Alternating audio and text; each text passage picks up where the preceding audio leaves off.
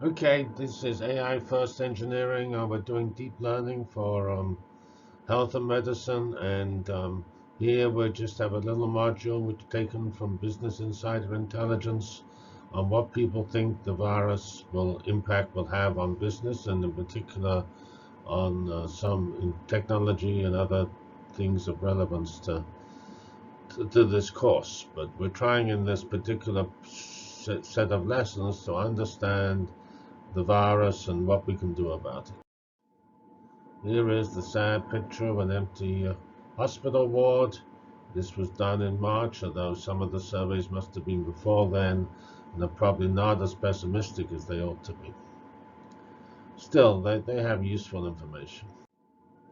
Here we have the sad picture of empty areas. When this reopens, maybe this table will have fewer seats to get more social distancing. These tables are already possibly far enough apart, and hopefully the nightlife will actually recover. Let's hope so. Um, Here is a plot of the industrial output, which of course is drastically decreased here, minus 15%, and the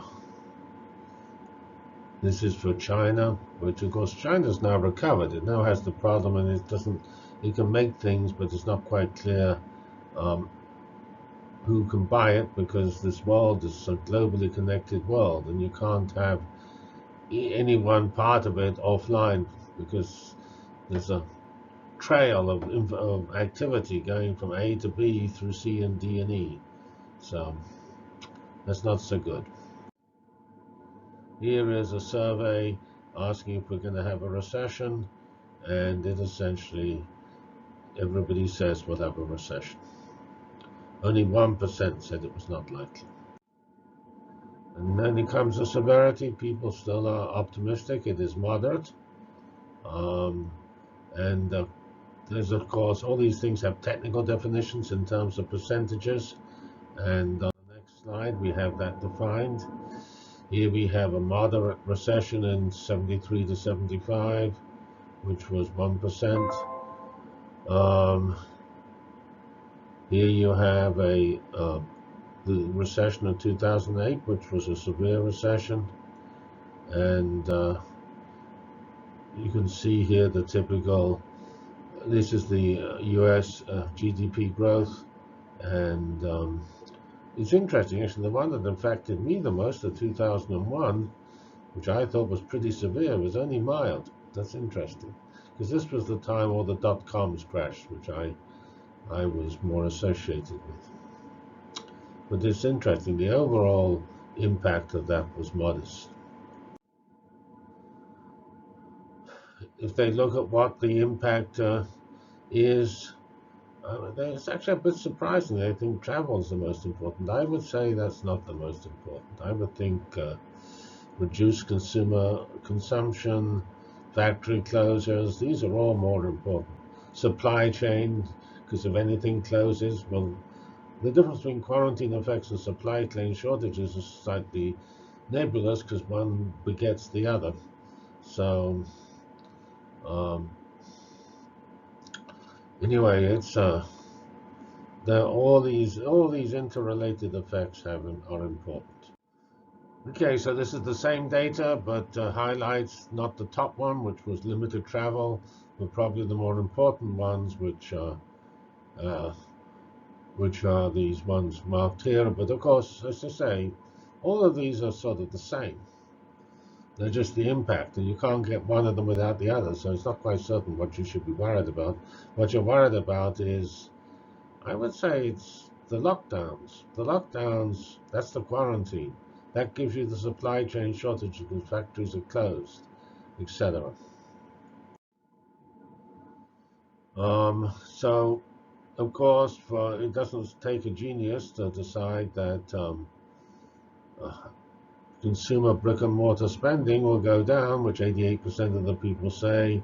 The overall spending will go down. Wholesale spending will go down, and e-commerce will actually go up.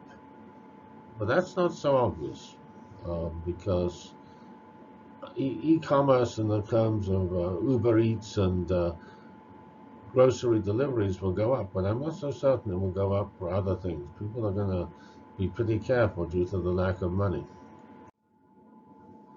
Um, so which of the here are some obvious things that are going to get enhanced. Watching digital streaming media is going to go up. Consuming news, well, and of course you should say news and fake news. Watching TV, finally, a dying area that's going to go up. Shopping online is going to go up. Not so certain. I guess the fraction of shopping online will go up, but whether the total volume will is not. Of course, here we're looking at marketing and advertising people. Well, we actually had some earlier slides which said advertising is going down.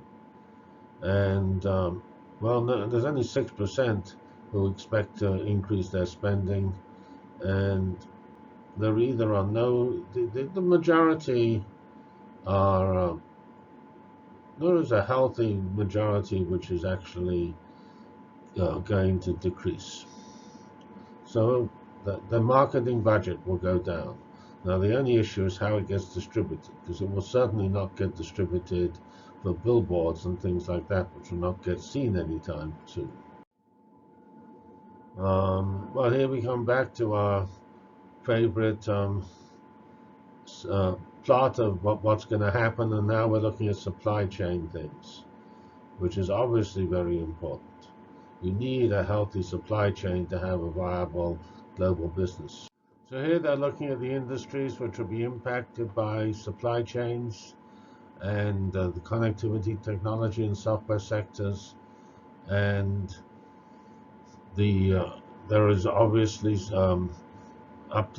given when this thing was taken and sometime in March, there's some which have no effect, others which have but the majority, the trend is this way, to things being bad, things getting worse, and maybe there's a recovery 6 months from now, but still bad.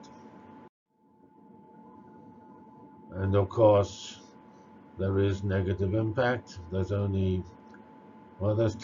of the companies have some positive impact, so that's at least not so bad. And there's a lot. Most of them have some variant amount of negative impact.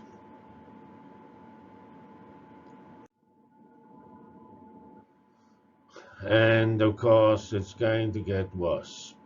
And still, we have this actually now 11% positive, and there's a huge number expected to be a large negative impact. So that's of course the problem. And now we have the final slide, which just lists where the people they surveys come from. There's quite a lot in IT. It's a pretty broad range of people with IT and software having a healthy representation, and we'd have to add up all these subcategories. Education, 4%. Anyway, I don't think there's any conclusion here, which is terribly surprising. It just documents what's going to happen. There's going to be a problem. Okay, thank you very much. Here is some midsummer, end of May comments on online groceries, which was an important aspect of both the impact of the pandemic and the response to the pandemic. And it has some interesting numbers here that the grocers that the consumers shopped at, showing that Amazon and Fresh and Whole Foods was a pretty high fraction. It is a very low fraction of the total grocery shopping, whereas Walmart's a high fraction of the grocery shopping. But so it's these Kroger's and things. But they are, for the special case of online groceries, quite important.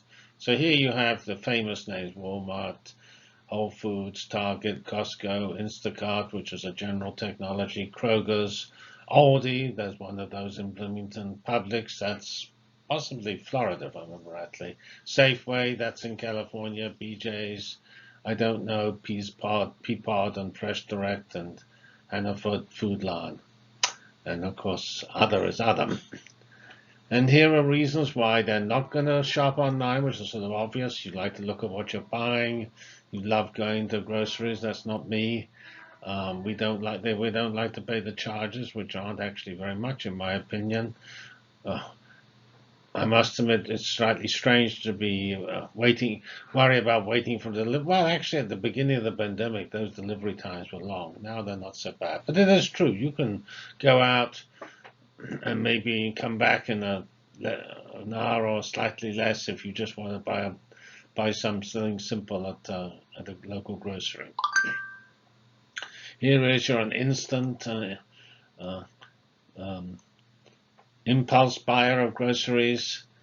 Picking up orders is inconvenient. Well, yeah, well, that's because pickup and delivery are similar technology. They also have the same latency because the pickup order has to be made. And of course, these others are quite small. So this is the dominant reason people don't use it. Here is a forecast of the e-commerce before coronavirus, and it was meant to be growing quite significantly, an average of 17 to 18% per year, and it went from 2% to 3.5%. And here is a slightly different way of looking at it: the penetration forecast, namely how many people have actually used it at all, which is meant to possibly significantly increase. Here we have in Q2 2020 43%, 2024 either 55 to 66%, depending on how things go. And here is the decomposition by generation, and it's actually interesting to see that millennials are the most innovative. People, baby boomers like me, are not so good, but